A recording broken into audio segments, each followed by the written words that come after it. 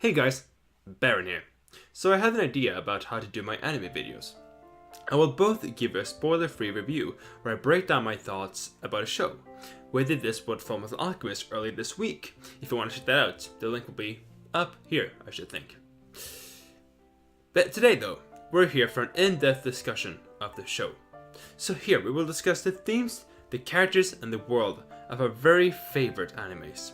And I must warn you, this video will be a bit spoilery, but not too much. I will for example explain what a specific theme means for the show, but not explain the ending of the show or the fate of a character, for example, and if they end up dead or alive, for example. I hope that makes sense. After all, these videos are really made for sparking interests in different animes. Anyhow, we should really get into the good stuff now. If you enjoyed this video though, make sure to hit that like button, subscribe button, and share this video with a friend or two. But with that being said, let's really get into it.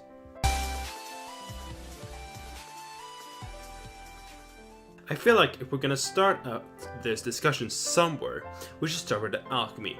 I mean, this is like the common denominator of the show, and it constructed on, and basically what brings all the characters together.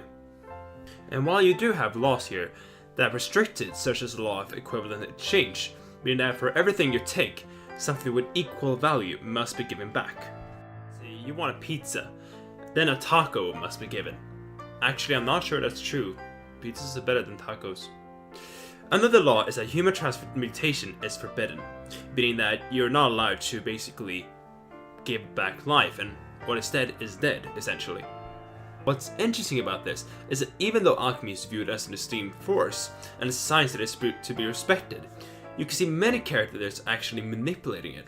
And that is not only villains and antagonists, we can also see certain protagonists manipulated because of, well, either naivety or just pure desperation. This shows that when you have a power like that, it can really break your morality, and not only would you only care about maintaining your power, you wouldn't really use for good. And when this is combined with that the land of Amestris, where the story takes place, is a monarch military state, where one king or Führer has all the power, the corruption is even more clear, especially when you think about how they abused this power. We have seen the pattern of power being a human weakness in history, since it, in philosophical debates, is considered as one of our many, but also one of our strongest weaknesses. According to philosopher and politician Lord Acton, absolute power corrupts absolutely. He thought that monarchs are places where all power is taken or given to the monarch, being a singular person, and where one person has all power and all the authority in a society, citizens have very little to say about it. Examples include how Roman emperors took power, declared themselves as gods, and because they essentially were the law, citizens had no other choice than to obey. According to Acton, power tends to corrupt, and absolute power corrupts absolutely. Great men are almost always bad men. This essentially means that even if you rise to power, there is no absolute guarantee that you, in your greatness, you will keep your morality, and not let the taste of might change you for the worse. And if that happens, you can truly do terrible things as an absolute authority. In Fullmetal Alchemist Brotherhood, we can see this in the form of Führer Bradley being the ruler of the society. With his army being made up of alchemists, they are pawns that do endless amounts of destruction, shown in many scenarios in the series. And they are a might that only few have and can do anything about. A very interesting thing that the series brings up is the conflict between science and religion. See, not only does science manipulate, it also makes the user manipulate its power. But we also see religion have that same effect. We, for example, very early on, see cult leaders and how their promises of wealth and power by their ruling hand can have on people in Fullmetal Alchemist Brotherhood. It is only when they are confronted with the Elric brothers that they see another perspective of how science can be a power that gives influence too. We get into dangerous territory. If you over-rely on science, it's very easy to simply ignore other fields of knowledge and only view science as a perspective to view the world from. In other words, what is called Scientism. And with that, it would, according to many philosophers, create a belief that only your action could be justified if it goes with the laws of science, and that you could cram all other forms of knowledge into the framework of science. It is neither as almighty, neither does it cover as much of the field of knowledge than one would like to think, having a mindset of scientism. And if one were to follow the idea of as a cult, this could lead to disastrous results. We see many examples of this in the Brotherhood series, from how it created Philosopher's Stone to the many chimeras that makes appearances in the show, being fused creatures of different origins. Are these all creatures that have been created by people with a mindset following scientism? I think it's quite likely that it is. These wild experiments are basically elements of dehumanization. This is the case for the law of equivalent exchange too, where you break down an object, animal, or even another person into its basic physical components.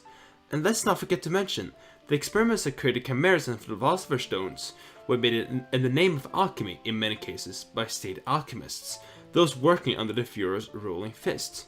So in other words, based on the principle that science is one true knowledge and that it must be followed by all principles, this permits for scientific components, in this case living matter, to be used as a means to an end.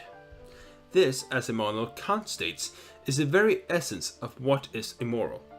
People must be viewed as an end themselves, beings that must be respected as not being manipulated, rather than being a means to an end, something that could be manipulated for a greater good.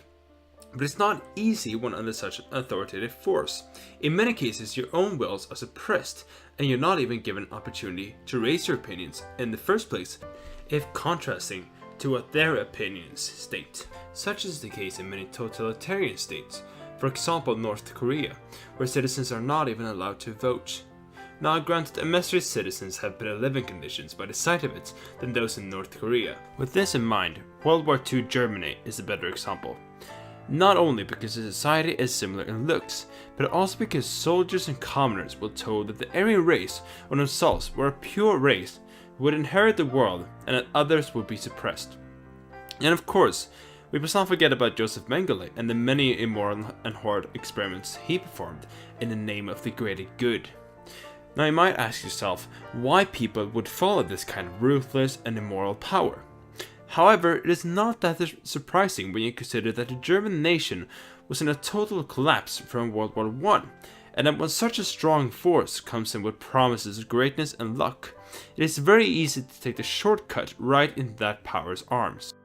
I'm not saying Masters is World War II Germany, but they do share some traits. I mean, both have an over-reliance on their leader and view them as an authoritative figure who's always right, and whose judgments must never be questioned. This is especially imperative when you consider the restrictions of alchemy that every state alchemists must obey. One is to always obey the military, and this personifies itself by that alchemists are essentially, like I said, pawns and weapons of the military, whose value is not based on a character, but on their alchemic powers and skills. This probably isn't the goal of the alchemists, since they mostly want to continue and spread their research. But again, the state denies them this opportunity. This is just like how scientists in our world are pillars of knowledge and truth, but they must sell their research to big companies and the state to get funded to research more and spread more knowledge. Alchemists can't be independent unless they work with the highest authority, but even then, their independent work is not given to them since they again rely on that power. Here's where we get into faith. Because what science or alchemy can't explain, faith does. We see this in many instances in the show. For example, when watching a delivery of a baby, Edward states that it is the only true creation of life, and even alchemy can't explain it, even after trying to. We also see this play a big role in the narrative events of the show, with certain encounters being characters being deemed as faith, for example. But just as science creates people willing to abuse this power and have people follow their blind, singular judgments, religion does too create a power corrupting the mind.